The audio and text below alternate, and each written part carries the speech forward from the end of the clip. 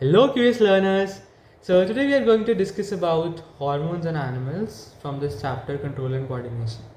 Before going into the details of the hormones, the glands, the functions, you should first know some basics. Now, what is control and coordination? It is a communication between your various body system to maintain a balanced state in your body. Now let's understand that with an example. Like you're exercising, your muscles need more oxygen, more nutrients. So what your body do is your heart starts pumping fast. You start breathing fast. You start hyperventilating, right? All those are responses, regulated events, coordinated events that occur in your body. So to bring about that coordination, we have two types of controls. We have a neural control and a chemical control. As the name say, the neural control is brought about by your nervous system and the chemical control by endocrine system. The nervous system has brain, spinal cord, nerves, and endocrine system has endocrine glands and hormones. Now, why do we need a chemical system when we have a nervous system? So we'll discuss that in a bit, and I want you to be careful here because a difference is asked between these two. So I have made some proper points. You write them, you'll get good marks here. So the system I have discussed, then the transmission. Now the transmission in the nervous system occurs in the form of electrical signals and in chemical coordination chemical signals. Now can you tell me which is fast? Of course, electrical signals are fast. So this transmission is fast. The chemical transmission here is slow. Then how this transmission occurs? So the electrical signals are transmitted via axons and dendrites, right? The jumping conduction occurs. So in short, neurons. And in chemical coordination, the glands release its secretion into the bloodstream. So that's how the hormones travel in your body. So from this point, we can understand another point, that is the effector organs. See here, the dendrites and axons are limited. They'll reach only to those cells which they are connected to, right? So they have limited range of cells. Just like in example is muscles and glands. Whereas all the cells of your body are in contact with blood, so hormones can reach to all the cells of your body. They can diffuse and produce their action. Then how is the response? Of course, neuronal response is short-lived and hormonal response is long-lived. Then you have reset time. Does neurons have a reset time? Yes. So one impulse at a time is the rule neuron follow. So when an impulse is transmitting, the second impulse cannot come. So first impulse has to end, then only second impulse will start. Next point is example. Whenever you write a difference, you should mention an example. Like here I have mentioned muscle coordination while walking, and for chemical, response to stress. So when you are running, there's a dog behind you, you are running, so you have to run fast. So it's called fear, fight, flight response. It's all about the differences between these two systems, and you have to mention them in this points only. What are the systems? How is the transmission occurring? What are the effectors? What is the response? What is the reset time there? And an example. So that's it. Now let's come to our main topic, that is hormones. So what are hormones? Hormones, I told you, they are chemical messengers. They are non-nutrient. What do you mean by non-nutrient? Is you don't take them in your diet. They are formed inside your body. So the another term for this is biogenic. They are generated inside living. They are produced in small amounts and they are target specific. The term hormones is actually a misnomer because it means set in motion, but per se it's not related to motion, but we use the term hormones only. Now let's come to the different types of glands that we have in our body. So there are two categories of glands. There are exocrine glands and endocrine glands. As the term says, endocrine. Endo means inside and crine means to secrete. So to remember, we'll say they are secreted inside the blood vessels, right? Whereas exocrine, they are secreted outside blood vessels. What does this mean? Means these glands actually have ducts.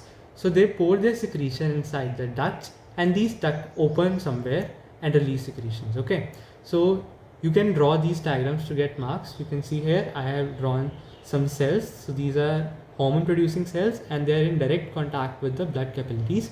So they take hormone directly. And these exocrine glands have a glandular part and a duct part. Now let's see the differences. So endocrine glands secrete hormones. So the secretions are hormones, and in exocrine glands, the secretions are digestion enzymes, sweat, tears, mucus. right? So they pour their secretion in bloodstream and they pour their secretion into the ducts. So if you see here, I have written ductless. So you can refer endocrine gland as ductless glands. Now these are ductless, so they have target organs which is actually distant. Okay, so they have a distant action, whereas these have a localized action. Your tears, they are locally present. Saliva, the enzymes, they act locally. So another thing you can understand is they have a target organ. The endocrine glands have a target organ, whereas exocrine glands open on the outer surface of a body and organ. We'll understand in a bit. See here. So the examples of endocrine we are going to do today, and the example of exocrine are salivary glands, sweat glands, and your liver. If you see these diagrams that I'm going to show you right now, this is your skin. Okay, this is your skin, and you can see in your skin there is this gland. This is a sweat gland, and it has a duct. So it opens on a surface, that is skin. Similarly, you see liver. Liver has ducts that open inside the intestine, the small intestine, and on the surface only, right? So that is what I mean by these. Okay.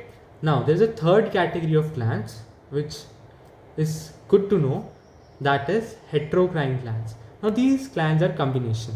The term hetero means different, means they are different from endocrine and exocrine, as they have both. They have an exocrine part and an endocrine part. Now the examples are pancreas and gonads. Gonads are testes and ovaries. Now why pancreas? You know, pancreas secrete various hormones like insulin, glucagon, we'll discuss that today, and the enzymes also. The pancreas have the richest digestive juice. It has everything, right? It has amylases, lipases, trypsin that digests all three components of food, right? And similarly in testes and ovaries secrete hormones, the sex hormones, and they have ducts, right? The sperm come out via ducts, the ova is traveled via ducts. So you will read that in reproductive system. Now let us dive into each endocrine gland one by one, and we'll be discussing each gland in 4 parts. Where is it located? What are the hormones that it produces? What is the function of those hormones? And if there is any clinical condition related. So we'll start from head and we'll move towards the toe. So in the brain we have 3 glands. So if you see this zoomed diagram here, see here, so there is a pineal gland, there is hypothalamus, and this one, this hanging pea-like gland, is the pituitary gland. So these all are located in the forebrain. That's the thing that you have to remember. But if you want to go into more details, I'll tell you here. See this. So there is a room kind of structure in the brain. The walls of that room is formed by thalamus, and the floor is formed by the hypothalamus. So that's why it's named as hypothalamus, because it is located below thalamus. And to that, with the stalk hangs the pituitary, and this pineal gland is kind of linked to the roof of that room. Okay, first gland that we'll start with is hypothalamus. So the location I have told you, it is located in the forebrain. It is called as master of master gland. So we'll discuss it, why it's called master of master gland, when we'll do pituitary.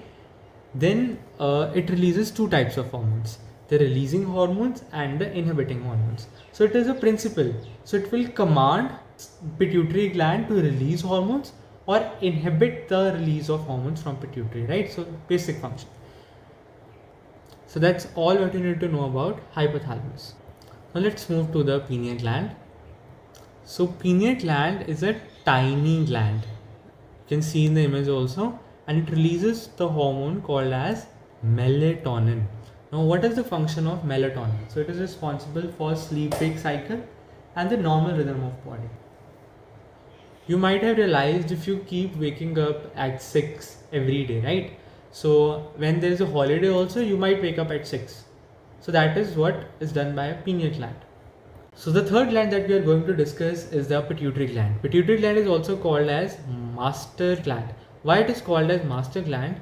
Because when pituitary was discovered, we did not know about hypothalamus. So we thought that pituitary is responsible for control and release of hormones from other glands. So we named it as master glands. Later we came to know about hypothalamus. We discovered that pituitary is connected to hypothalamus and regulated by hypothalamus. So we call hypothalamus as master of master gland. Another speciality about hypothalamus is it is considered as a bridge, a connection between the neural control and the chemical control. Chemically, we have seen hypothalamus. Neural control we have read, right? Hypothalamus is responsible for maintaining your body temperature. It has thirst center. It has hunger center, right? So that are the neural functions. So it is a connection. Now let's come back to pituitary. So pituitary releases a group of hormones called as stimulating hormones, and they are called as SH, right? Stimulating hormones. So the examples are FSH, LH that act on testes and ovaries. Then we have TSH, thyroid stimulating hormone acting on thyroid. We have ACTH, adenocorticotropin releasing hormone that act on adrenal gland, right? So these hormones are released by pituitary. We don't discuss them. The main hormone that we have to discuss is the growth hormone.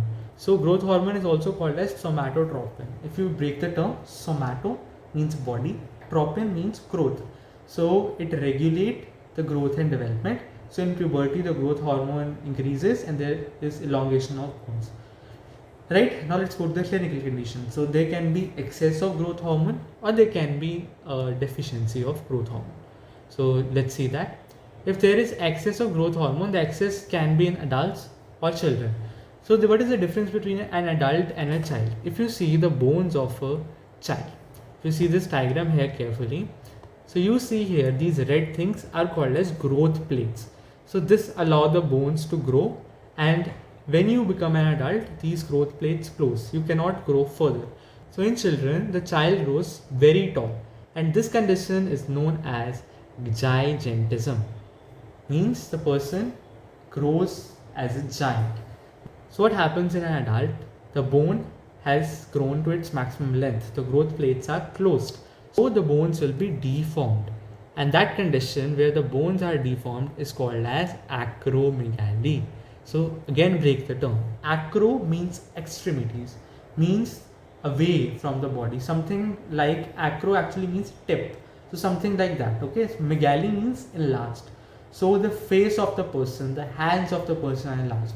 If you see in this diagram, there is frontal bossing, there is brow furrowing, there's a depression. The jaw protrudes out. We call it as prognathism. Large ears, nose, lips, all those things are enlarged. If you see the hands, they are enlarged. So these are all the features of acromegaly.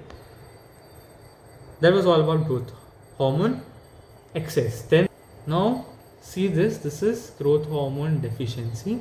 That is called as dwarfism. If you see this image again, this person is a dwarf. This is a giant and this is a dwarf. That was all about the growth hormone.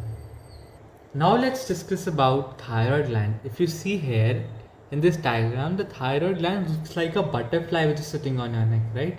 So we describe thyroid as a butterfly shaped gland which is located in the neck in front of trachea. If you see this zoomed version, so this is how thyroid looks from front and this is how it looks from back, and there are some 4 glands also which we'll discuss later, right? So that's how thyroid looks. Now the hormone that is produced by thyroid is called as thyroxine. Now this thyroxine hormone is produced with the help of iodine. That's why doctors advise to use iodized salt. Now what is the function of this hormone? As I've written here, it controls the metabolism of proteins, carbs and fats. Now what do you mean by metabolism? Metabolism actually refers to any reaction that is occurring in your body. It can lead to formation of something, can lead to breakdown of something. But in case of thyroid, we consider it more of breakdown than formation. So that's the function of thyroxine hormone, and hence regulate the BMR. BMR is nothing but basal metabolic rate. So it's a better term that we use for this, right? So what will happen if a person has high level of thyroxine? So if a person has high thyroxine, there will be more metabolism. There will be more breakdown. All the fat that your body has will be used, will be broken down. So how will a patient present? If you see these diagrams, first diagram first. Now this person has hyperthyroidism and I have shown this person as lean. So why is that? Because there is excess hormone, there is excess breakdown, and hence the person is lean. So the person says, I eat a lot but I don't gain weight. So that's a patient of hyperthyroidism. So if you see on the other hand, if you see this diagram, so in this diagram the person has hypothyroidism. Hypo means less hormone, less thyroxine. Less thyroxine means there is less breakdown of food. There is less breakdown of stored carbs, proteins and fats. So the person is fat. So person says that I don't eat much, but still I gain a lot of weight. So that's how a hypothyroidism patient present. Now what happens when there is low thyroid? So to compensate, your body tries to produce more thyroid, and hence the size of the gland enlarges. Now that condition is known as goiter. So this goiter occurs because of iodine deficiency or low thyroxine. For your information, the people who are living in hilly areas, they don't have much iodine in their soil, and that's why they are usually deficient in iodine. So they have goiter, and that's the definition I have written. It is in gland enlargement and the neck appears swollen. This was all about thyroid gland. Next gland is parathyroid gland. Now I showed you 4 glands behind thyroid. So these glands are parathyroid glands. The hormone produced by parathyroid gland is parathyroid hormone. So they are 4 in number. That's one thing you have to remember. The name of hormone is parathyroid hormone, also called as PTH, and the function of this hormone is to increase the blood calcium. So other gland that you just need to know the name is your thymus. So the yellow colored gland I have drawn is thymus. So the hormone that it produces is thymosin. So it is located in front of aorta, and the thymosin hormone is responsible for immunity. The function of thymosin is actually in the maturation of T lymphocytes. The next gland is pancreas. It is an important gland because it is related to diabetes mellitus, which is very common. India is known as the diabetic capital of the world. So it is a leaf-shaped gland, if you see here. So pancreas, it is a leaf-shaped gland that is located below stomach. So if I draw something like this, so its stomach will be somewhat here, and there will be in the C-shaped curve, there will be this pancreas. That's where pancreas is located. So it is both endocrine and exocrine gland. So it's a heterocrine gland. It secretes 2 hormones, the insulin and glucagon. Now these 2 hormones are enemies of each other. They have different actions, like opposite actions.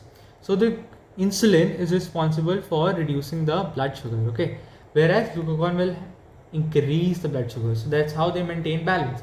For example, when your blood needs less sugar, you don't want a lot of sugar, so you'll release insulin, and insulin will send that sugar into your cells. So the blood sugar will reduce. So what glucagon do is, glucagon breaks down the food and converts that into glucose and increase blood glucose. So that's beyond your scope again. So you just need to remember, one increased glucose, other decreased glucose. Now the disorder that I was talking about is diabetes mellitus. Now diabetes mellitus is a disease that occurs due to deficiency of insulin. Okay, so in insulin deficiency there is a disease called as diabetes mellitus.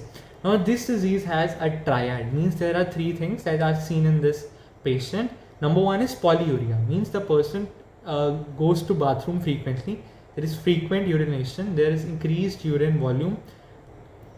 Next is polyphagia. Polyphagia means excessive hunger. The person wants to eat and eat and eat. Okay, the third thing is polydipsia, means excessive thirst. The person is feeling thirsty, drinks a lot of water. So to understand the reason behind these 3, we should understand what will happen when there is no insulin. No insulin means nobody to reduce blood glucose. So what will happen? Blood glucose will increase.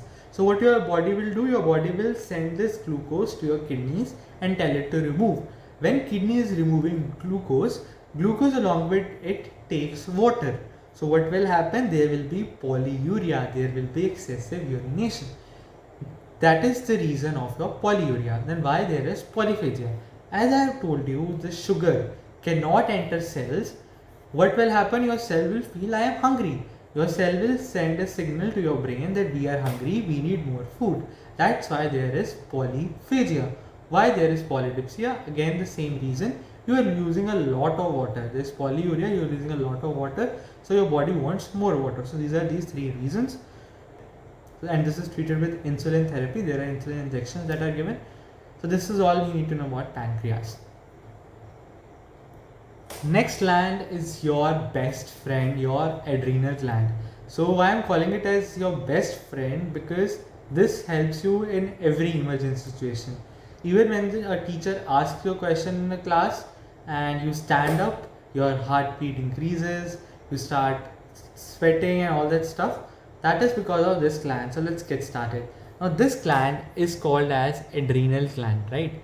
So what is the reason behind calling it adrenal gland? Because if I break the word adrenal, you'll realize that ad means adjacent and renal is kidney. So this gland is located adjacent to the kidney. Please see this diagram. So it's like a birthday cap of kidney. Okay, so this lies adjacent to kidneys, or we say above kidney. So that's a better thing to say. Okay, so the adrenal gland produces which hormones? So it produces epinephrine and non-epinephrine, or adrenaline and non-adrenaline. I have written in here adrenaline, that is what your NCERT mentions. There's another hormone that is called as non-adrenaline, which has the same function. It is also called as emergency hormone. Also, we can say it is called fear, fight, flight response when you see a dog. So how do you respond? So I've written all the points here. So you have to know these as it is, and I think you don't need to cram them because they're logical. So what will happen when you see a dog coming behind you? So these are the responses. Okay, let's see. Increase in alertness, yeah, because you have to think for how to escape this dog. Then your breathing rate increases because your oxygen requirement of your muscles, because you have to run, increases. Your heart rate and heart contractile strength increases, right? Because you need to transport more nutrients to your tissues, the peripheral tissues, your muscles, all that. There is more sweating, there is more glucose increase. Okay, your blood glucose will increase.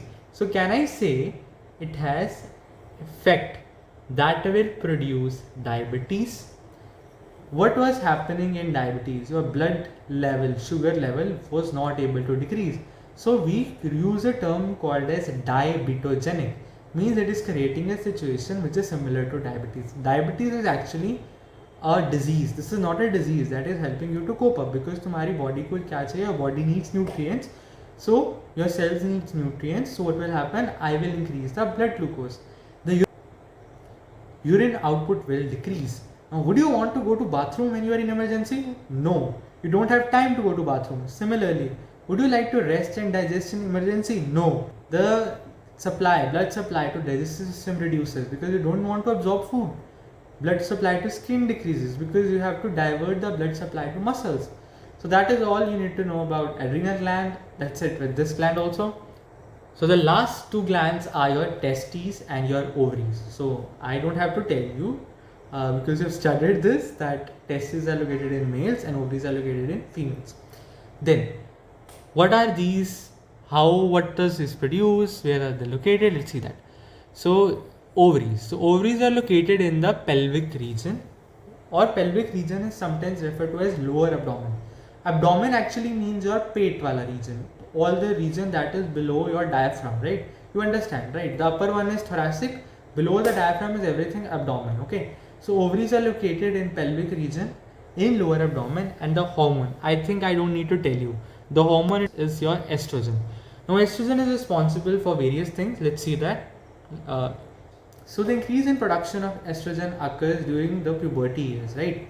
So the functions of estrogen are development of female sex organs and mammary glands. There is increase in size, okay? Then maintenance of secondary sexual characteristics. So the secondary sexual characteristics includes growth of hairs in your armpits, genital regions, right? High pitched voice, then increase in body fat, then widening of hips. All these are secondary sexual characters. And there is endometrial growth in menstrual cycle. So you know the average menstrual cycle occurs for 28 days, and the first 3 to 5 days there is menstrual bleeding, and then there is growth of endometrium, which is because of estrogen. Now let's come to testes. Testes are nothing but the gonads of males, and these are located where? They are located in scrotum, outside the abdomen. Okay, I told you what is abdomen, है ना? So you know कि diaphragm के नीचे वाला everything is abdomen, and testis lies in a scrotal sac outside the abdomen. So the functions will be similar in the way that these changes occur in puberty. So the hormone that testis produces, testosterone, which is an androgen. What do you mean by androgen? There are other hormones. I don't want you to know the names. So all the collection of all those hormones, all those of male hormones is known as androgens. Now these are responsible for development of male sex organs. There's increase in the size of penis or scrotum, all that. Then there is control of secondary sex characters. What are secondary sex characters in males? They are little different. like low pitched voice. Males have a deep voice, okay? Then hair growth, where chest, face, armpits, genitals, arms, everywhere on your body there is growth of hair, and there is development of muscles. As you know, testosterone is responsible for muscle. Other thing is it is responsible for spermatogenesis, sperm formation. That is how testosterone is important. Similarly, estrogen is something that is a part of menstrual cycle. Okay, so when you read menstrual cycle, you will know the role of estrogen. How important is estrogen in females? So the last topic of this chapter is feedback mechanism. So what do I mean by feedback? So when you go to a hotel or now the last topic of this chapter is feedback mechanism. So when you go to a hotel and you stay, they ask for your feedback, what needs to be improved or what was good. So that is feedback. Similarly, the hormone levels in your body are maintained. Now how is that possible is because of various feedback mechanisms, and the feedback can be positive feedback or negative feedback, like we see in our real life also. So when there is positive feedback, what happens, that hormone is produced more and more. So the classical example of positive feedback is child delivery. So this, you need not to know the details, but I'll just tell you quickly. So when there is a child delivery, what we want is uterus to contract more and more. So there is a hormone that is responsible for uterine contractions. It is called as oxytocin, the love hormone that you hear. You might have heard it. So this oxytocin gives positive feedback to release more oxytocin. Okay, because you want more and more contractions. So that's a classical example of positive feedback. And there's another type of feedback, negative. So what do you mean by negative feedback? So if a hormone is produced in excess, it says its gland to not produce more hormone. So we can understand negative feedback by taking an example of thyroid. So this is an actual thing that occurs in your body. So hypothalamus commands pituitary, pituitary commands thyroid, and thyroid releases thyroxine. This is basic thing that occurs.